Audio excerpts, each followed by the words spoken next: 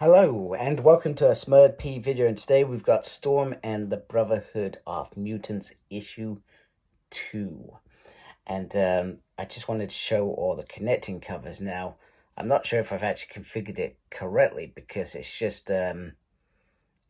feels like it doesn't really connect, if that makes sense.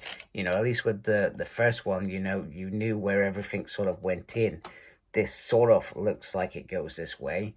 This is the order that they've been released, so you think it's this way, but then I've seen people having it, for example, like this.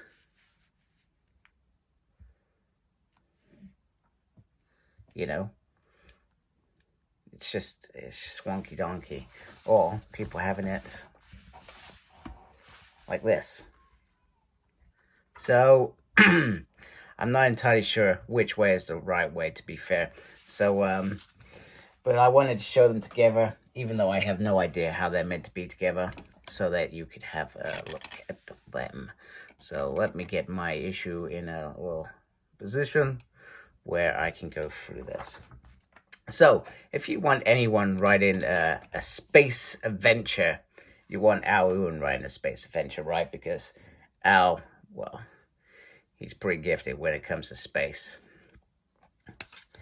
So if you've never read We Only Find Them When They're Dead, which is Boom Studios, Al Ewing.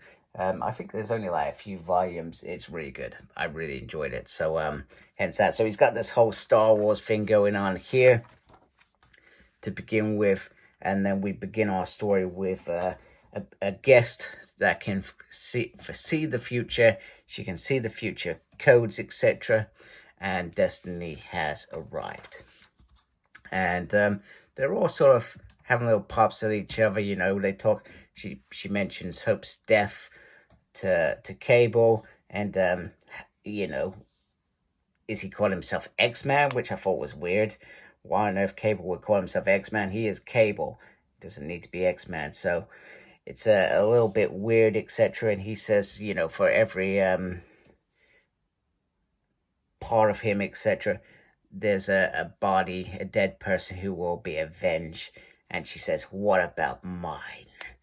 What about Mystique? So we soon learned that Mystique could not live in a safe bunker, which, due to Destiny's and her interference, led them to be in to keep this universe alive, rather than going and destroying the Moira thing, etc. So she says, right, if we're gonna live here, I'm gonna fight for it. I'm not staying here. So she goes out and fights with this Freedom Force, classic team of Mystiques, or classic name for a team for Mystiques. You get Hercules, you got that guy from Wolverine, I can't remember his name, you get a Nova in there.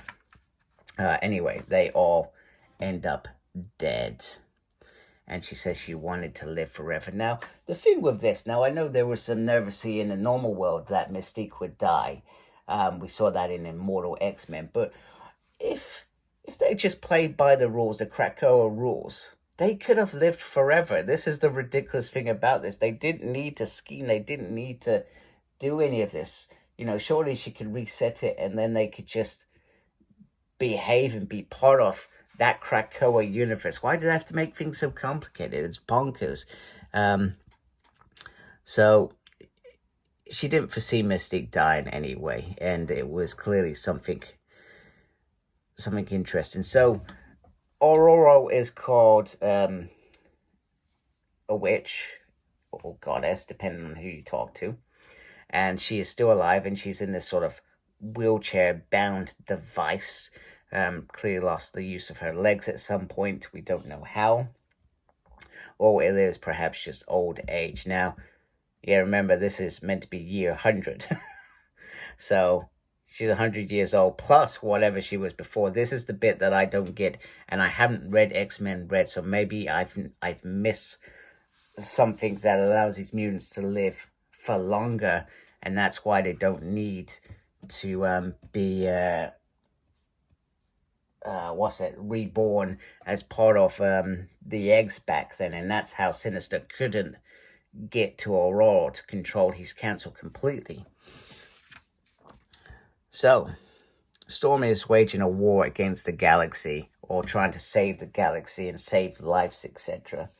And Irene has come to offer something. Last time she offered it, it was wrong. However, Raven's dead. She's got nothing to lose. She wants to go back to the reality by killing Moira for real.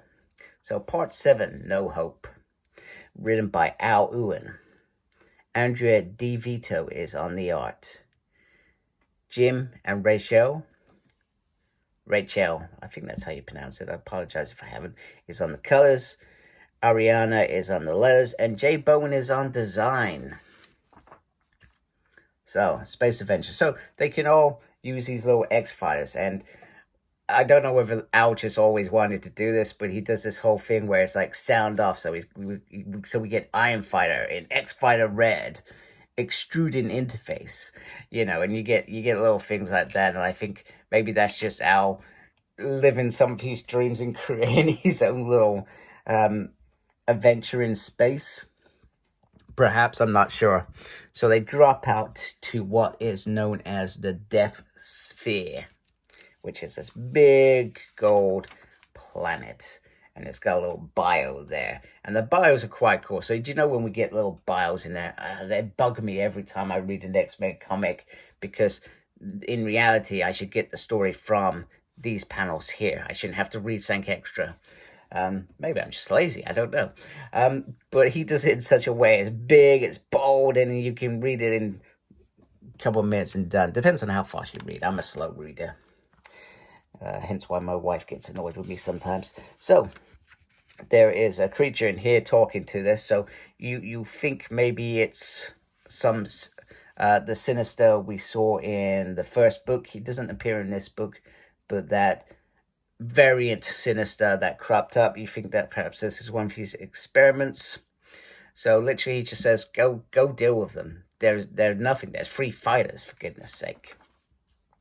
So they release everything, all of them. They all come flying out. However, with Gora, one of the mutants' assistants, Destiny's powers are amplified.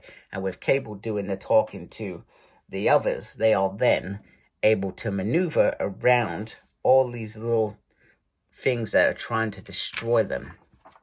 Meanwhile, out of the blue, Mother Righteous just rocks up and starts having a chat with, I forgot his name, Iron Fire. We call him Iron Fire? I can't remember. Whatever his name is. Not interested in his name, really, because he's not one of my characters I'm reading. And I don't think he really appeared in X-Men Red. I think he's just suddenly appeared in this. But he's got some sort of part to play. Because otherwise, why is Mother Righteous trying to filter into his brain? So this is new, and it'll probably be it's probably like something small dropped in there.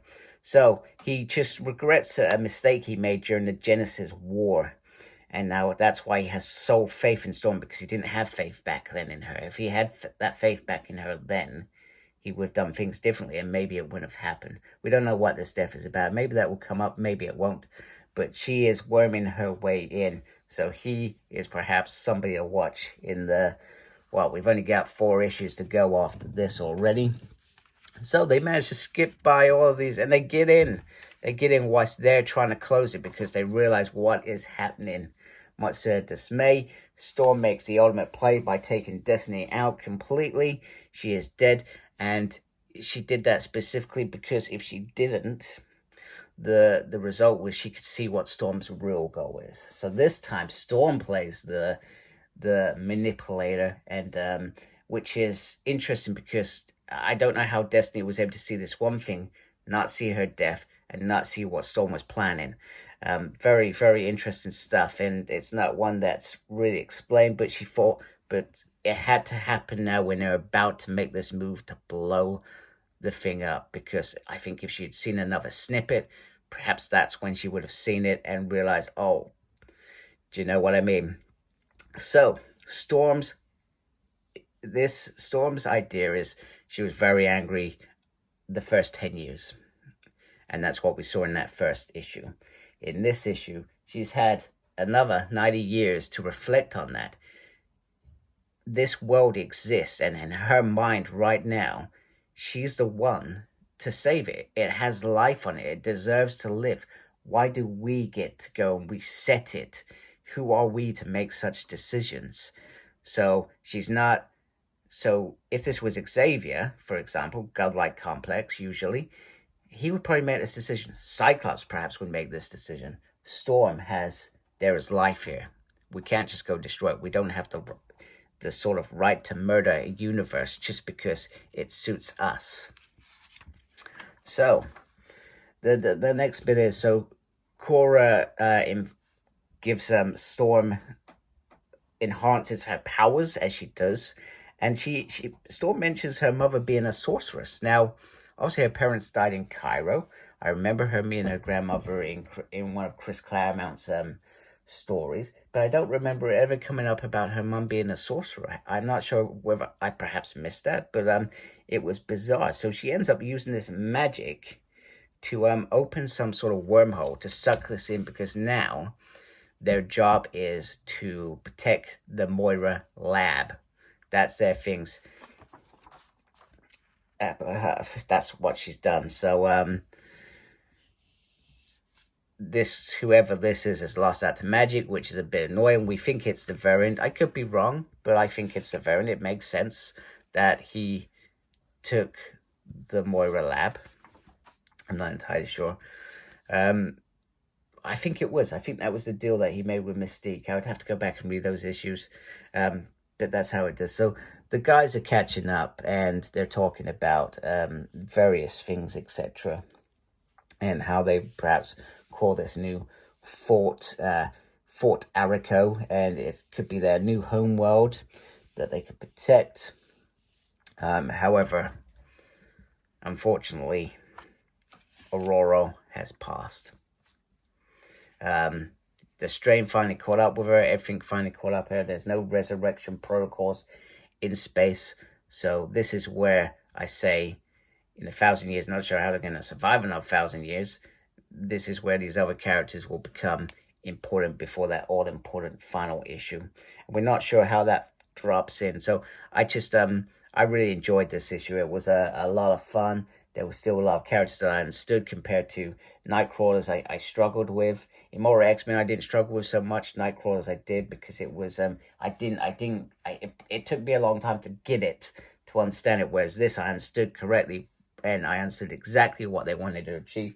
It all made sense what they've been doing, and there was nothing difficult about it. So yeah, so sad that Aurora's passed, but we know the universe can be set, so I'm not gonna shed any tears. Might have to get a tissue in a minute, but anyway, that is year 100 completed, and we are moving on to year 1000 in April, where we have Immortal X-Men, Storm and the Brotherhood of Mutants, so that's thrown in the middle. We have Nightcrawlers as the last one, so it's all shifted around again.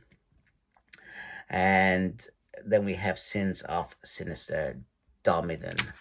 And then we are done. We are free of Sinister's universe. But what ramifications will it have? That's what we will need to find out. So yeah, I hope you like my video. If you do, please support my channel by subscribing. I'd really appreciate it.